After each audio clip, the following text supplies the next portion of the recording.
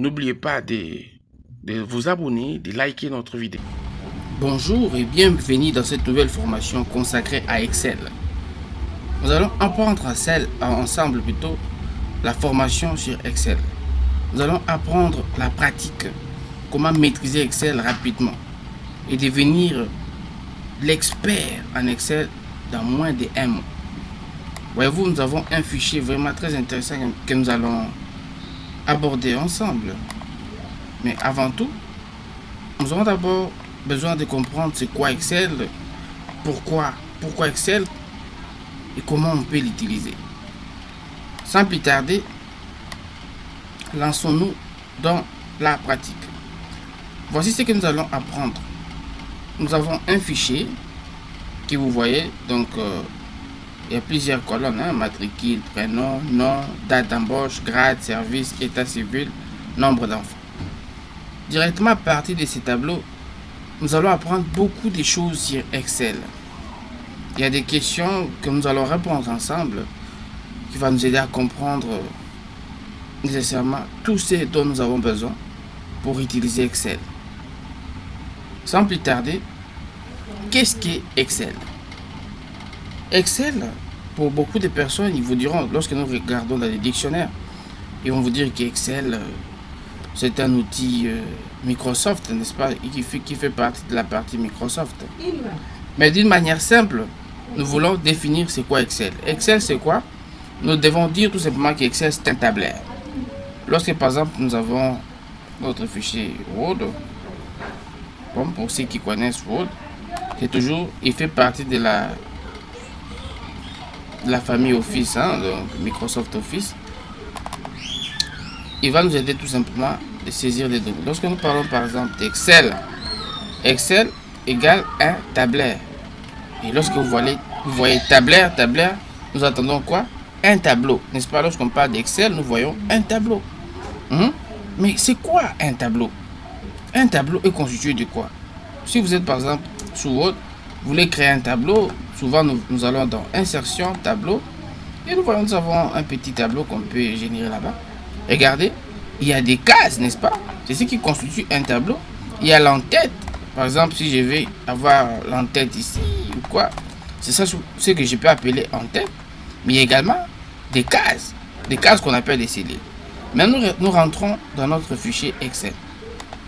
Lorsque nous sommes sur Excel, nous voyons nécessairement qu'il y a des tableaux. Il y a des cases, voilà. Plusieurs cases qui sont représentées devant nous. Excuse. Mais regardez ce qui se passe. Si vous voulez imprimer, qu'est-ce que vous voyez? On ne voit rien. Pourquoi? Parce que Excel nous représente des tableaux virtuels. Toutes ces lignes-là que vous voyez ne sont pas des lignes réelles, ce sont des lignes virtuelles. Pour preuve, je peux essayer de générer des lignes en sélectionnant. Et puis je viens ici. Pourquoi? Donc sur accueil, police, je vois bordure inférieure et je choisis toutes les bordures. Qu'est-ce que ça génère? CTRL P pour avoir notre tableau, notre aperçu avec impression plutôt. Vous voyez? Donc les tableaux est représenté tout simplement avec ce que je viens de sélectionner. Et ce qui n'est pas normal, n'est-ce pas? Donc en français facile, lorsque vous voyez des cases comme ça, vous pouvez penser que ce sont des cases réelles, ce sont des cases virtuelles. Mais qu'est-ce qu'on doit comprendre? Lorsqu'on parle d'Excel, nous avons dit, on revient, Excel est un tableur. Mais c'est quoi un tableur? Nous avons compris qu'un tableur est constitué de quoi? Lorsqu'on parle de tableur, on voit directement l'étymologie, nous voyons un tableau. Donc, il est constitué de colonnes et des lignes. Si nous sommes par exemple sur Word, nous voyons il y a des colonnes. Ça, c'est une colonne. Ok? Nous pouvons lui donner une couleur pour que vous puissiez comprendre un peu. Là, c'est une colonne. Ok? Et là, c'est une ligne. Nous pouvons sélectionner également la ligne et lui donner une couleur simple. Là, voilà. Donc, nous avons colonne. Ok? C'est une colonne. Et ce qui est là, c'est une ligne. Nous avons des lignes et des colonnes. Or, l'intersection d'une ligne et d'une colonne forme quoi? Une seule ligne. Donc, il faut comprendre ça. Si vous voulez travailler avec Excel, vous devez comprendre ces petites notions. Donc, cellule, c'est quoi? Intersection d'une ligne et d'une colonne. L'intersection. Si vous avez appris la mathématique, vous allez comprendre, n'est-ce pas? Lorsqu'on parle de l'intersection d'une ligne et d'une colonne. Donc, intersection de cette ligne et de cette colonne ici, ça forme une cellule. Une cellule est composée de quoi? Des lignes et des colonnes. Maintenant, nous sommes dans notre fichier Excel. Regardez. Lorsque nous parlons de l'intersection d'une ligne et d'une colonne, ça forme une cellule. Et par défaut, donc nous apprenons comme des bébés. Hein. On ne va pas apprendre toutes les notions comme vous voulez l'apprendre, mais vous allez apprendre comme des bébés. C'est ce que nous appelons des baby learning strategy. C'est-à-dire vous apprenez l'apprentissage trop simple et comprendre Excel simplement. Donc lorsque nous parlons d'une cellule, c'est ça des cellules. Tout ça sont des cellules. Ces cases que vous voyez ici, nous appelons des cellules. C'est-à-dire l'intersection d'une ligne et d'une colonne forme quoi? Une cellule. Et par quoi est représentée cette cellule? C'est ici. Regardez ce qui se passe. Nous voyons C6. C6 représente la référence de la cellule. Avez-vous noté, n'est-ce pas? Lorsque nous voyons C6, nous voyons quoi? La référence de la cellule. Et la cellule active, c'est ce qui s'affiche là. D'où on peut rapidement revoir notre aperçu de Excel. Qu'est-ce que vous voyez? Par défaut, nous avons des onglets. Et avec l'ancienne version d'Excel, il y avait des options. Ici, maintenant, nous avons des onglets. Hein? Des onglets, ce sont ce que vous voyez là. Lorsque je clique sur Accueil, j'ai plusieurs raccourcis, plusieurs fonctionnalités que je peux utiliser. Par exemple, il y a des blocs, hein? Bloc police, je peux faire tout ce que je veux, l'alignement, nombre, style, cellule. Il y a également des éditions et tout. Et dans l'insertion, nous avons plusieurs choses, des tableaux croisés dynamiques, des tableaux et tout. Donc vous voyez, c'est ça ce qu'on appelle des onglets, ok? Nous avons des onglets. Nous allons apprendre cela au fur et à mesure que nous allons avancer. Et au début, nous avons un onglet qui s'appelle fichier. En cliquant dessus, nous avons la possibilité de créer un nouveau fichier, d'ouvrir un fichier, d'enregistrer ou d'enregistrer sous. Cela veut dire sous un autre nom. Et je peux imprimer. Hein, ce qui nous intéresse, c'est 1, 2, 3, 4, 5 ici. Hein?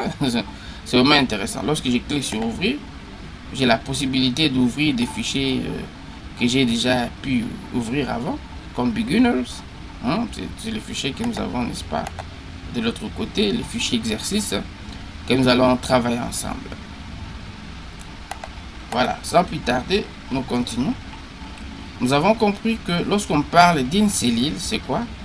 Ça représente l'intersection d'une ligne et d'une colonne. La ligne, c'est 6.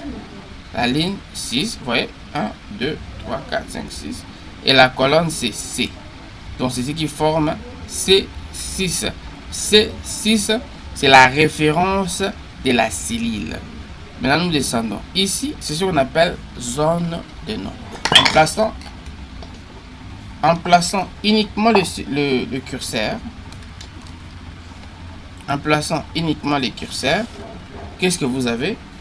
Vous avez C6 et vous montre, il y a un infobile qui affiche zone de nom pour nous dire que ceci représente la zone des noms. Quelle est l'importance de la zone des noms? Peut-être vous vous posez la question. La zone des noms permet d'afficher la référence de la cellule active.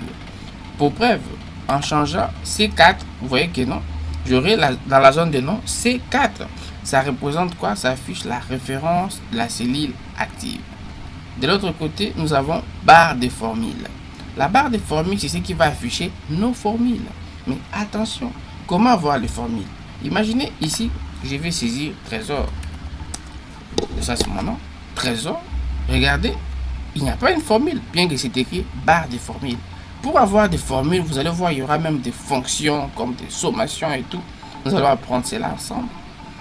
Pour avoir une formule, notez bien, une formule est toujours précédée par des signes égaux. Donc, si vous oubliez de placer égal, Excel ne saura rien. Donc, en ajoutant égal, Excel comprend que vous avez besoin d'insérer une formule. Et il va vous demander qu'est-ce que vous voulez faire. Nous pouvons essayer. En tapant égal, voilà, c'est intéressant. Excel maintenant me demande qu'est-ce que vous voulez. Il active, n'est-ce pas, il y a des fonctions. Insérer une fonction. Pourquoi? Parce qu'il pense que je vais insérer une formule. Par exemple, je peux dire somme. Et directement, qu'est-ce qui va se passer? Il s'est dit, écoutez, le monsieur a besoin de la somme. Mais essayons de faire ceci. Je tape somme. Excel ne comprend rien. Il me dit, mais regardez, ce monsieur, qu'est-ce qu'il veut? Mais en tapant égal, somme, Excel, il comprend. Et ce qui est intéressant, la zone de nom a changé. Il me dit fonction. Pourquoi? Parce qu'il a besoin d'insérer quelque chose. Nous allons apprendre tout cela ensemble, mais on peut anticiper. Regardez, lorsque vous avez une fonction en Excel, notez bien, il a toujours des paramètres. Et en mathématiques, on nous a parlé de cela. Si on peut retourner là-bas, vous êtes ici. Si on vous dit une fonction f de x, f de x égale ax plus b. Ok, c'est une fonction, n'est-ce pas? C'est ce que nous cherchons. Les x là, c'est ce que nous cherchons. Donc si je dis a plus b égale tout ce que je veux, qui représente a et b et qui représente plus. A et b, c'est ce qu'on appelle des opérandes.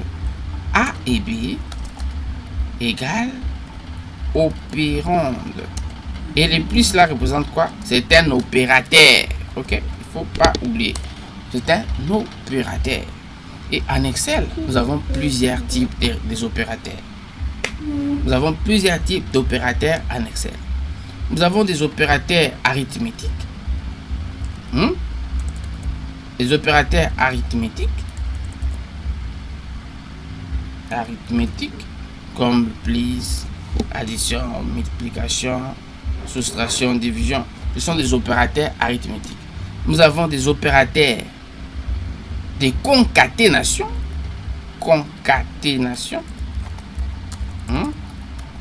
Comme exemple, les e-commercial, c'est un opérateur de concaténation. Nous pouvons voir ça rapidement.